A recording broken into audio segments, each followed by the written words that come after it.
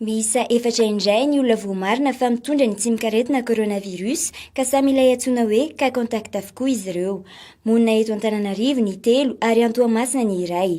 Raha ny nambarany professeur Vololtina Anta-Marie Daniel dia omaly hariva no voatily ny 3 amin'ireo marary ireo ary ny iray kosa dia ny maraina ny 2 Aprily no fantatra.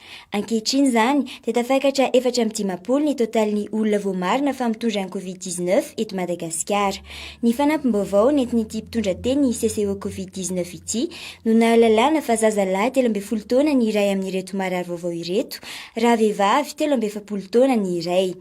Ny sela roa hafa 17 taona sy 30 taona ihany koa tao anatin'izy ireo.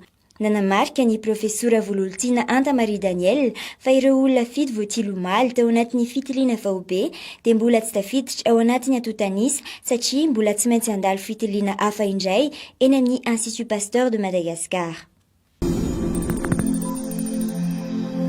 Araka ny nambarany filohan'ny olavitry ny farmasiana Tantely Rakotomalala dia efa nivoaka ny didy mahakasika ny fampiasana ny chloroquine sy ny hydroxychloroquine.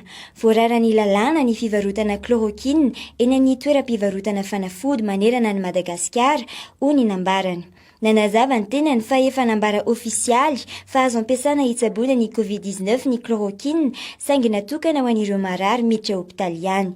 Ny dokotera miasa amin'ireny toerana ireny irery no afaka manapaka na ampiasa na tsy ity fanafody ity, hoy hatrany ny fanohizan'ny fanazavany. Ny test de diagnostic rapide TDR no tanterahana nandritry ny fitiliana vao be dia tsy manamarina ny fisian'ny otrikaretina coronavirus ao amin'ireo olona nandalo izany. Io no fanazavana nentin'ny profesora Zely Randriamanantany taleha eo anivon'ny Ministera ny Fahasalamam-bahoaka nandritry ny fidirany mivantana tamin'ny televiziona nasionaly io atoandro io. Izy ity, araka ny fanazavany, dia fitiliana entina hamantarana raha efa nifanehatra tamin'ny otrikaretina coronavirus ny hery fiarovan'ny olona iray.